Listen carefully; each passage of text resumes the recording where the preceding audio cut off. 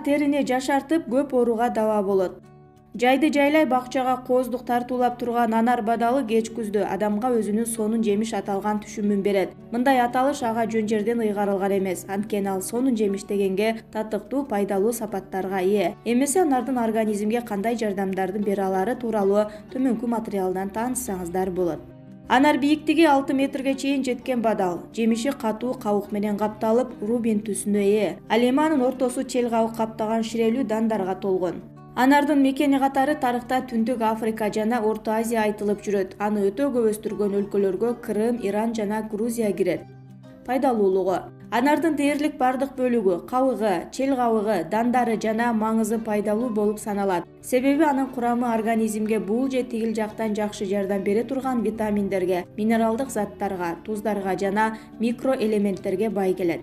Тагыраагы анарда клетчатка, глюкоза, фруктоза, лимон, алма кислоталары, азоттун кычкылы, кальций, магний, калий, марганец жана натрий бар. Булардын пайдасы тийиш үчүн адам аталган жемишти жаңы түрүндө, шире, кыям, сироп, шарап жана балмуздак түрүндө жесе болот. Анарды кантип тандоо керек? Жакшы анардын кабыгы куп-кургак, ал эми ичи ширелүү болот. Ал үчүн сырткы кабыгы жылмакай эмес, тескерисинче бир аз бүдүрүлүүсүн сатып алсаңыз жаңылбаган болосуз. Ал эми кабыгы жылмакай жана жагымдуу анар убагынан эрте үзүлгөн болуп саналат. Кабыгынан сырткары жемиштин нормалдуу экенин анын гүлдөгөн жеринен билүү керек. Так айтканда, гүлдөгөн жери жашыл тартып турган анар эскирип калган. Ошол эле маалда эскирбеген анар катуу болушу зарыл. Калориялуулугу: 100 грамм анар маңызында 62-79 килокалорий бар. 100 грамм анар ширесинде 42-65 килокалорийге барабар. Зыяндуулугу: анардын кабыгында анча эмес, бирок күчтүү болгон уулуу зат алкалоид бар. Ошон үчүн аталган жемишти ден соолукту чыңдоо максатында колдонууда этияттык өзгөчө зарыл. Башкача айтканда, көрсөтүлгөн өлчөмдө гана кабыл алуу керек, болбосо кан басымы көтөрүлүшү, баш айланышы, көрүү начарлашы мүмкүн. Анар жана ден соолук: анар ширеси табитти жакшыртат. Аз кандуулук менен күрөшүүдө 2 ай бою күнүнө 3 маал тамакка чейин жарым стакан жаңы сыгылган анар ширесин ичсе болот. Анардын дандарын артериалдык кан басым чукул төмөндөп кеткен жагдайда жеш керек. Анардын ичиндеги дандарын каптаган чел кабыктарды кургатып, чай катары демдеп ичсе, нерв системасын тынчтандырат жана түн уйкуну жакшыртат. Унутчаактыкта, өнөкөт баш оорудан арылуу үчүн үй шартында сыгылган анар ширесин ичип туруу зарыл. Ооруп турган тишти бал менен аралашкан анар дандарын жеп басууга болот. Инфекциялык оорулардан тезирээк айыгуу үчүн тиешелүү дары-дармек менен бирге бышкан анарды жесе болот. Анар ширеси организмди уулануудан коргойт. Мындай максатта аны радиоактивдүү өнөр жайларда иштегендер же ушундай зонада жашагандар колдонушу керек. Чүчөктөн арылуучу эң жакшы каражат катары эсептелет. Ал үчүн анардын 40-50 грамм майдаланган кабыгын 400 грамм муздак сууга 6 саат чылап, анан жай отто 200 грамм суу калгычакты кайнатуу керек. Муздаган соң марлиден сүзүп жиберип, суусун 1 сааттын ичинде бөлүп ичип, 4-5 сааттан кийин клизма жасоо зарыл. Сынган жерлерди батыраак калыбына келтирүү үчүн анардын майдаланган кабыгы менен алоэ ширесин аралаштырып сүйкөгөн жакшы. Ангина болуп жаткан маалда анар ширеси же аны майдаланган кабыгы чыланган ысык суу менен тамакты чайкаса, чыдаткыс оору басылат жана инфекциялар өлөт. Анар инсулинди алмаштыруучу сапатка да ээ. Ал үчүн кант диабети менен ооруган шартта жана канда кант жогору болуп турганда күнүнө 4 жолу 60 тамчыдан анар ширесин тамакка чейин ичүү керек. 3-күнү күнү кант нормага түшөрү бышык. Анар жана сулуулук: теринин майлуу же безеткелүү болушун анар маскасы менен калыбына келтирсе болот. Ал үчүн анардын кургатылган жана майдаланган кабыгын бир аз кууруп, муздаган соң ага ылайыктуу кылып оливка майын кошосуз. Аралашманы муздаткычта сактап, андан жумасына 2 жолу бетиңизге 10-15 мүнөткө жаап турасыз. Бетиңиздин териси жагымдуу болуш үчүн 1 чай кашык анар ширеси менен каймак майды аралаштырып, 10-15 мүнөткө маска катары сүйкөсөңүз болот. Бетиңизди агартууну кааласаңыз, анда төмөнкү масканы жасаңыз.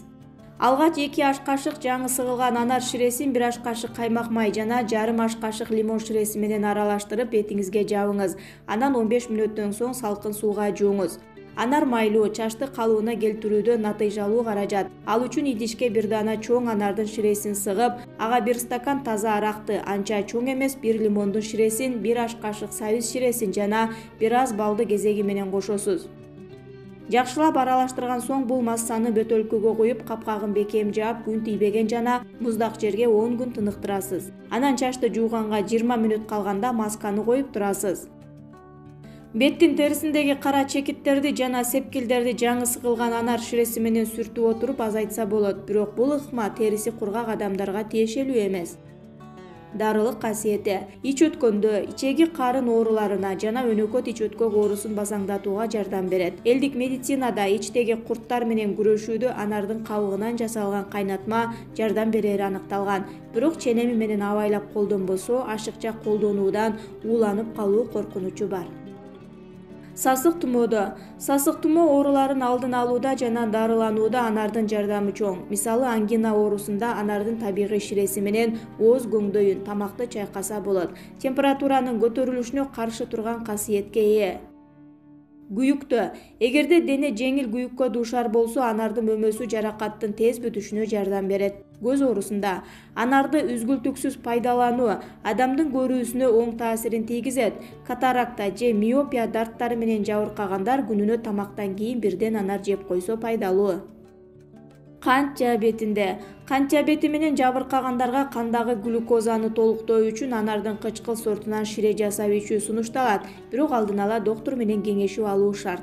Психикада. Анардын кургатылган мөмөсүн чайдын ордуна колдонсо, стресстен арылтып, уйкуну жакшыртып, нервти тынчтандырат. Анемияда. Кандагы гемоглобинди көтөрөт. Ооруну басаңдатууда, баш ооруда жана аялдардын жатын оорусунда ооруну басаңдатууга жардам берет. Ал эми тиш ооруда анардын сөөгүн бал менен аралаштырып колдонсо, жан чыдаткыс ооруну басаңдатат. Ракты чакырган 2 азык. Дарыгер аларды аз колдонууну сунуштоодо. Кумшекер менен малдын этин өтө көп колдонуу рактын өрчүп кетүү тобокелчилигине алып келет. Бул тууралуу медицина илимдеринин доктору, Руден окуу жайынын онкология жана хирургия кафедрасынын башчысы Константин Титов билдиргенин РИА Новости жазып чыкты. Дарыгердин айтымында, кумшекерди көп колдонуу ашыкча салмакты пайда кылат. Бул гипертониялык ооруларга гана эмес, ракты чакырган кант диабетинин экинчи тибине да кептейт. Анан эмчек рагы, уйку безинин рагы сыяктуу залалдуу шишиктер пайда болот, деди Титов. Адис белгилегендей, шишик өрчүш үчүн тамактанат. Ал эми глюкоза ага миңдин бири. Башкача айтканда, шишик глюкозанын жардамы менен чоңоет. Дарыгер кант диабетине кабылганда уйку безинин клеткалары инсулин бөлүп чыгара албай калаарын эскертти. Ал эми мал этинин курамында, айрыкча куурулган этте канцероген көп. Бул зат дагы ракты чакырып, анын өрчүшүн шарттай турганы маалым болду. Жатканда бел ооруйт. Рактын өзгөчө белгиси аталды. Белдин талып оорушу уйку бези рак илдетине кабылганда кабар бериши ыктымал. Бул тууралуу РИА Новости экспресс басылмасына таянып кабарлады. Ага ылайык медиктер уйку безинин рагын омуртка илдети менен оңой эле алмаштырып алуусу мүмкүн экенин айтышкан. Рак болгондо биринчи адамдын ичи жанан айланасы ооруп, аркага өтүп кетет. Эгер уйку безинин рагы болсо, анда адам жатканда бел ооруганы күчөп, ал эми отурганда басаңдап калат.